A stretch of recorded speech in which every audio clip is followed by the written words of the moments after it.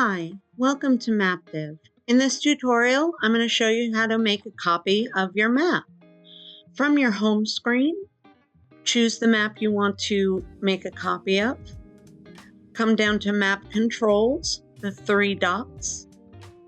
In here, you can get into Settings, Share, Team Map Share, Open in Presentation, and Copy Map.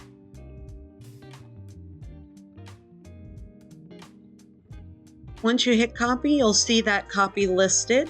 It'll be the top map if you've got it set for most recently updated maps. And this is an exact replica of your map. They are completely separate, so changes to data or anything like that will not affect it.